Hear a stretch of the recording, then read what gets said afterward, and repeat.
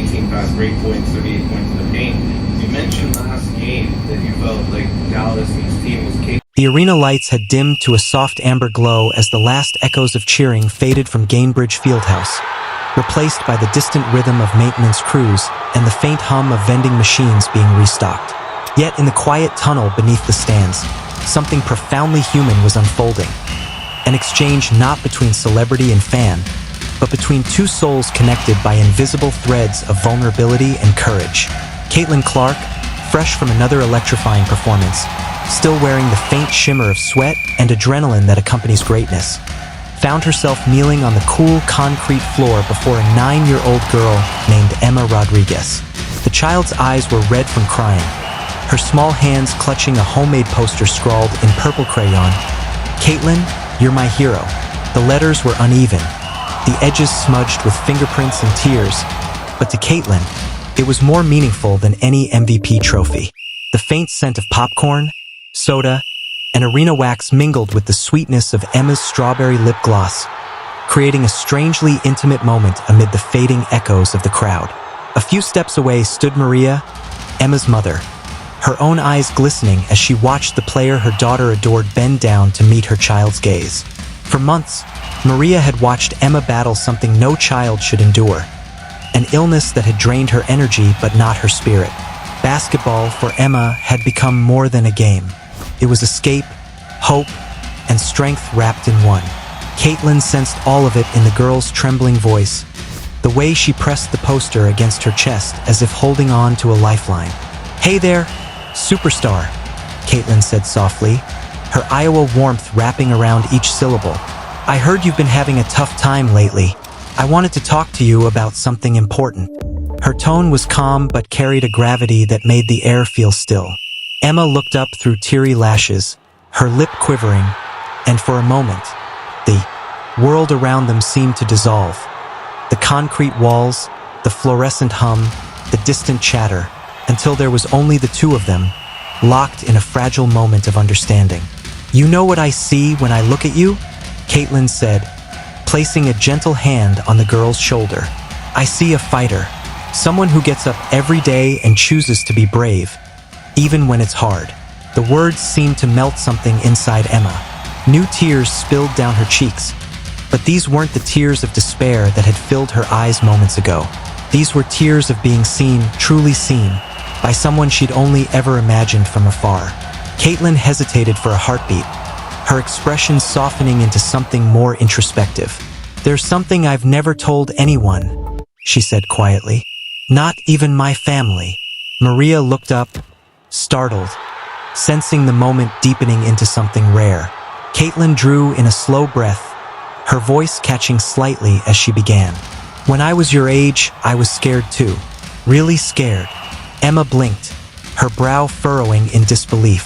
How could Caitlin Clark, the fearless player who sank impossible shots and carried entire teams, ever have been scared? "I was scared I wasn't good enough," Caitlin continued. "Scared people would laugh at me for dreaming too big. Scared that if I failed, I'd disappoint everyone who believed in me. And the worst part was, I almost let that fear stop me." Her voice softened to a near whisper. "When I was 10, I almost quit basketball." The confession hung in the air, fragile and stunning. The tunnel seemed to absorb the weight of her words. Emma's small hands loosened their grip on the poster as if her entire understanding of bravery was shifting. Caitlin smiled faintly, eyes glistening. "But you know what changed everything for me? Someone told me that being scared doesn't make you weak. Being scared means you care about something deeply, enough that losing it would hurt, and that means it matters." She paused, letting the truth of it sink in. Being human means you have the power to choose courage, even when you're terrified. Emma's breathing steadied, her tears slowing. She looked at Caitlin with a mix of awe and disbelief, as if her hero had just transformed into something more real, more reachable. Caitlin continued, her tone now steady but filled with warmth. "Every time you feel scared, every time you think you can't handle what's happening, I want you to remember this. You're not alone. I was scared too. I still get scared sometimes. But I learned something. Courage isn't the absence of fear. It's walking forward despite it. Emma nodded slowly, clutching the poster again, but this time it was different. Less like a shield, more like a symbol of connection. Caitlin smiled, brushing a strand of hair from Emma's face. "You remind me of that little girl I used to be," she said, "and I want you to promise me something. Promise me you'll never stop believing in yourself, even when it feels impossible. Promise me you'll keep fighting, because somewhere down the road, there's going to be another little girl who'll look up to you the way you look up to me. And she'll need your story." Emma's voice was barely a whisper. "I promise." The simplicity of those words hit Caitlin harder than any applause ever could. She reached out and pulled Emma into a gentle embrace, feeling the tremor of the child's breath against her shoulder. For a few seconds, neither spoke. It was the kind of silence that heals, that binds people who have shared truth. Maria wiped her eyes, knowing her daughter would never forget this night. When Caitlin finally stood, she signed Emma's poster with a shaky hand and a small heart beside her name. "You've already got the heart of a champion," she said softly. "The rest will come." As Caitlin turned to leave, she glanced back one last time at Emma, who was now smiling faintly through. Power to heal someone else's. That night, long after the arena had emptied and the lights had gone dark, Caitlin sat in her hotel room thinking about that little girl and about the chain of inspiration that connects one dreamer to another. She understood something profound. Greatness isn't measured by records or trophies, but by the courage to share your truth so that others can find theirs. And somewhere, she hoped Emma was sleeping peacefully, her poster tucked beside her bed, knowing that her hero had once been scared too. And that's who we are right now. You just don't know. And when your opportunity comes and you're ready for it, everyone's going to get opportunities. The tears were flowing freely now from both of them, not from sadness, but from a profound recognition that something larger than words was taking place. A moment of human connection, of mutual understanding.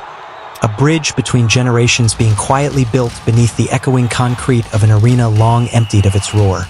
Caitlin could feel the weight of the night settling over them, the quiet after victory, the hush where meaning often hides. "But there's something else," she said softly, reaching into her bag.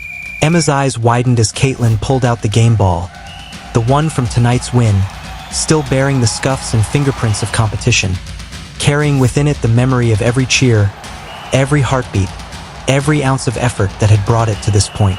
"This ball helped us win tonight," Caitlin said gently, placing it in Emma's small hands.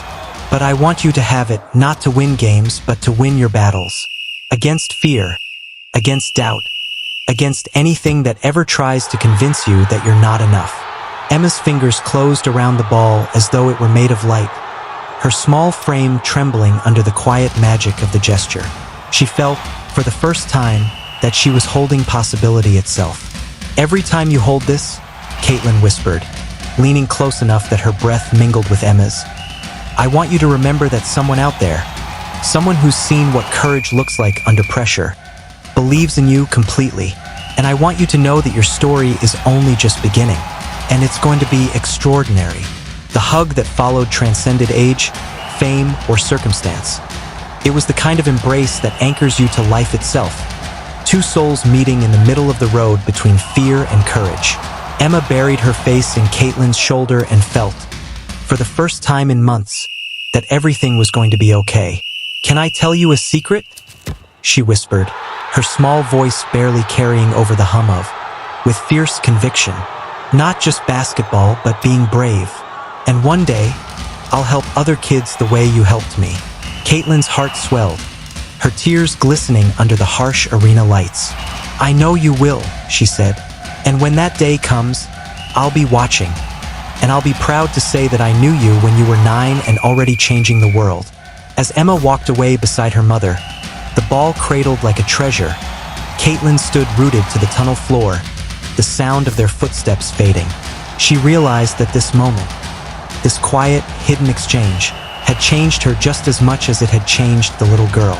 Because sometimes, the real victories aren't won under the spotlight but in the shadows. In the whispered confessions, the shared fears, the moments when humanity shows itself in its purest form. That night, as Emma fell asleep with the ball under her arm, dreaming of courage, And as Caitlin drove home through the dark streets, her mind replayed the girl's words like a sacred melody. She understood then that true greatness isn't about applause or records. It's about the invisible ripples we leave in the hearts of others. For Emma had reminded her of something she herself had forgotten amid fame's chaos, that bravery isn't the absence of fear, but the decision to act through it. That to be seen, to be real, to tell the truth of your own struggle is the greatest gift one can give. And in that realization, Caitlin felt reborn, reminded that heroes aren't perfect people who never falter, but imperfect souls who dare to keep going, who offer their strength not as proof of superiority,